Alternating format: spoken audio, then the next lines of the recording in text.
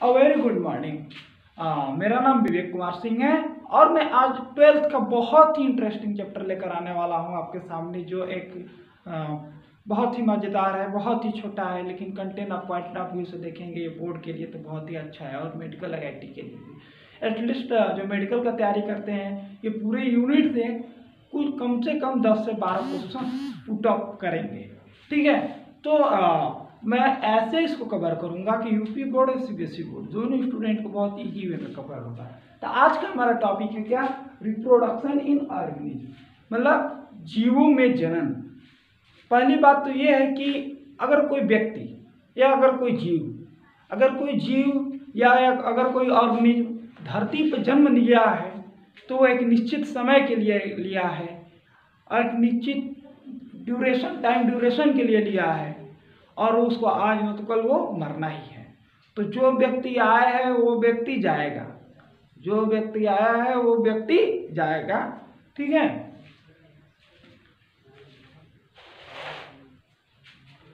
हाँ, जो ऑर्गेनिज्म है जन्म से लेकर, कोई जीव है, कोई ऑर्गेनिज्म है, जन्म से लेकर और जब तक मरता नहीं है, नेचुरल डेथ तक, उसको हम लोग लाइफ स्पेन कहते हैं। लाइफ स्पेन किसे कहते हैं? जैसे कोई भी व्यक्ति जो जन्म लेता है, जो जन्म ले लिया, कोई प्राणी अगर जन्म ले लिया, कोई जीव अगर जन्म ले लिया, अगर वो मर जाता है, एक वो नेचुरल डेथ मतलब प्राकृतिक मृत्यु होती है, उसको हम लोग क्या बोलते हैं?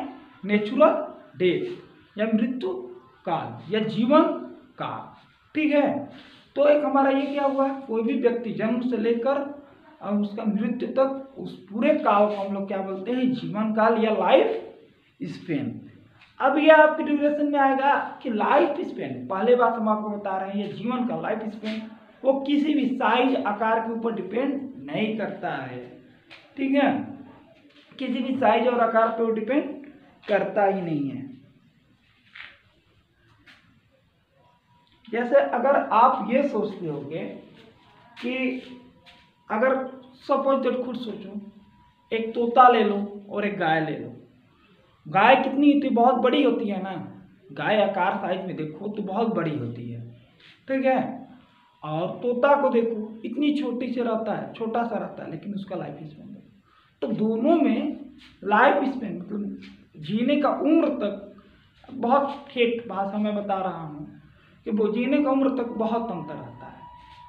ठीक है, क्योंकि गाय होती है वो बहुत बड़ी साइज में होती है और जो तोता होता है वो छोटा होता है, लेकिन जीवन काल में बहुत अंतर रहता है। जो तोता होता है बहुत ज़्यादा दिन तक रहता है, जो काऊ है, जो गाय है, वो बहुत लाइफ स्पेन तोते के कंपेरिजन से बहुत कम रहता है। तो मेरे कहने का मतलब ये है कि लाइफ स्पेन किसी भी साइज के ऊपर डिपेंड नहीं। ठीक है, आपको ये माइंड में लाना ही नहीं है कि साइज के ऊपर लाइफ स्पेन हमारा डिपेंड करता है। ठीक,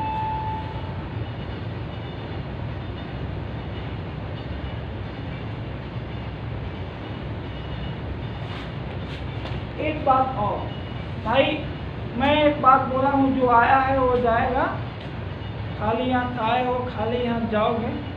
तो जो भी ऑर्गेनिज्म धरती पे जन्म लिया है उसकी मृत्यु, डेथ निश्चित है। जो भी व्यक्ति या ऑर्गेनिज्म धरती पे जन्म ले लिया है तो उनकी मृत्यु क्या है?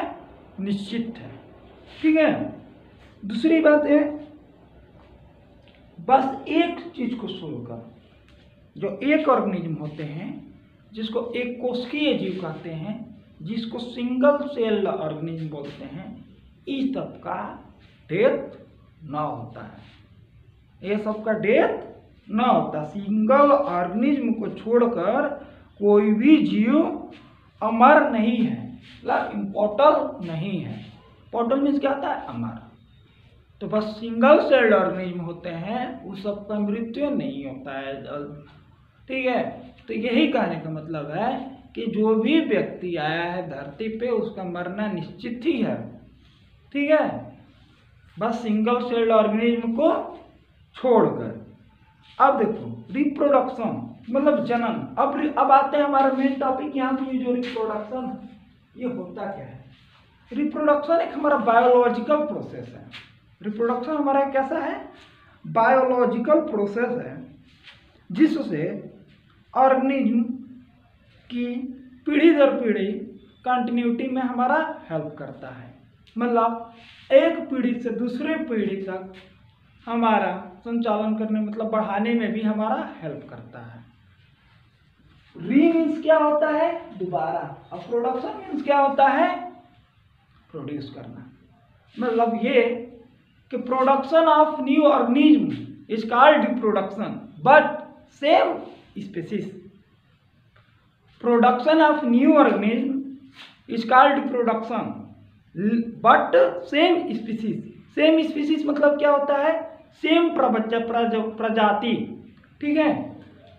अब जो रिप्रोडक्शन होता है, जनन होता है, वो सेम ऑर्गेनिज्म में ही कर सकते हैं। जैसे कुत्ता है तो कुत्ता का कुत्ते के साथ ही रिप्रोडक्शन होगा, मनुष्य है तो मनुष्य के साथ मनुष्य का ही होगा, हाथी है तो हाथी का हाथी के ही साथ होगा, न कि एक दूसरे का, हाथी के गाय के साथ, गाय का हाथी के साथ, बकरी।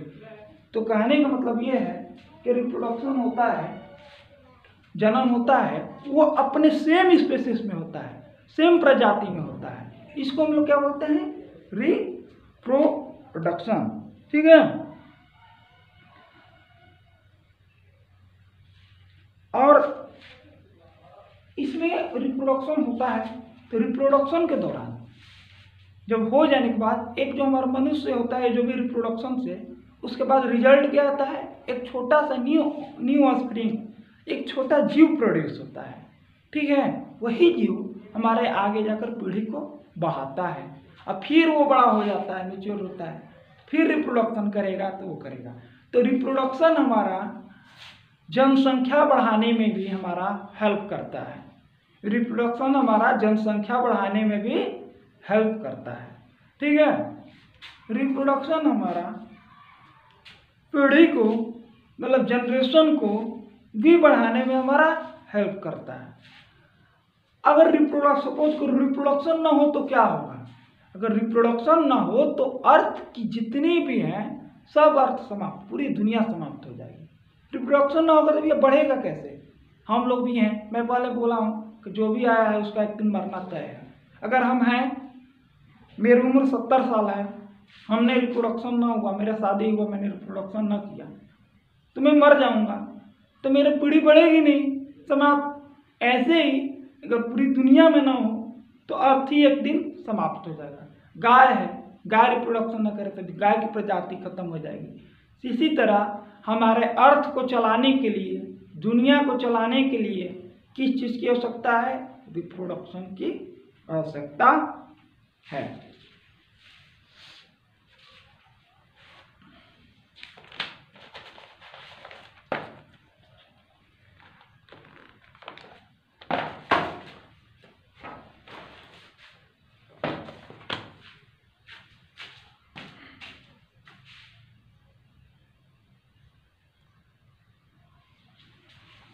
हाँ सॉरी, मैं चॉक लेने चला गया था। हाँ, तो अब हमारा, अब देखो, पहले मैंने इतना बता दिया रिप्रोडक्शन की आवश्यकता होता है, ठीक है। अब मैं बता रहा हूँ, लाइफ स्पेन भी बता दिया। अब मैं बता रहा हूँ कि जितने एक बायोलॉजिकल वर्ल्ड में, बायोलॉजिकल, बायो मीन्स होता है लिविंग, ठीक है।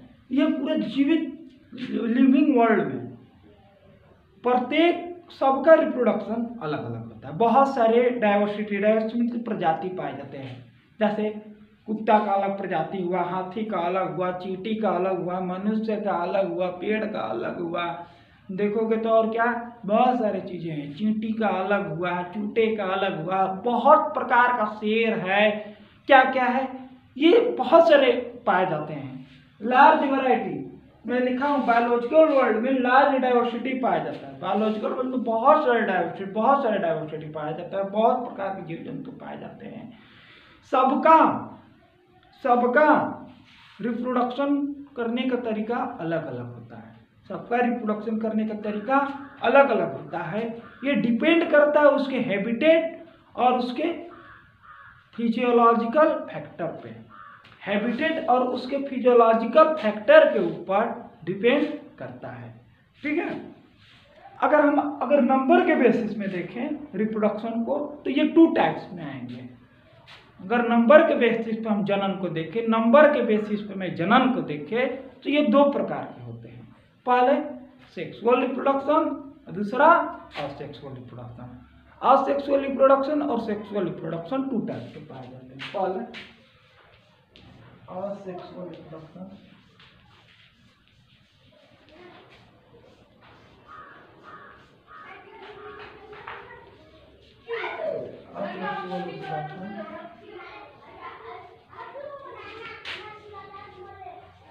दूसरा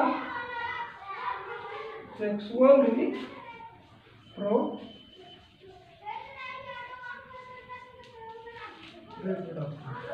अगर नंबर के बेसिस पे जन्म को देखें तो 2 होते हैं, लैंगिक और अलैंगिक। लैंगिक जनन और अलैंगिक। ठीक है, लैंगिक और अलैंगिक मतलब असेक्सुअल और सेक्सुअल। बायोलॉजी में अगर ए लग जाए तो ए का मतलब होता है नॉट। अगर पूरे बायोलॉजी में अगर मैक्सिमम 99% अगर ए लग गया तो ए का मीन्स होता है नॉट। ठीक है, तो अब हम आते हैं नंबर के बेसिस पर रिप्रोडक्शन को देखें तो ये 2 प्रकार के हुए, असेक्सुअल रिप्रोडक्शन और सेक्सुअल रिप्रोडक्शन।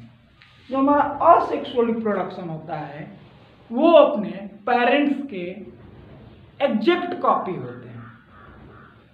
मतलब असेक्सुअल रिप्रोडक्शन एकदम जैसे हम हैं, एकदम एग्जैक्ट डिक्टो कॉपी, कार्बन कॉपी इसका ऑफस्प्रिंग भी होगा।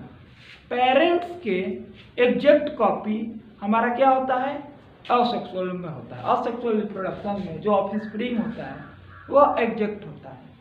असेक्सुअल रिप्रोडक्शन में मे बी 1 पेरेंट्स की आवश्यकता होती है, लेकिन सेक्सुअल रिप्रोडक्शन में 2 टाइप्स के 2 लोगों की आवश्यकता होती है। सेक्सुअल रिप्रोडक्शन में एग्जैक्ट कॉपी नहीं होती है, पेरेंट्स की एग्जैक्ट कॉपी नहीं होती है। जैसे हम लोग मनुष्य हैं तो जैसे हमारे पापा हैं वैसे हम नहीं हैं। ठीक है, हमारा जो लड़का होगा वो मेरे जैसा नहीं है।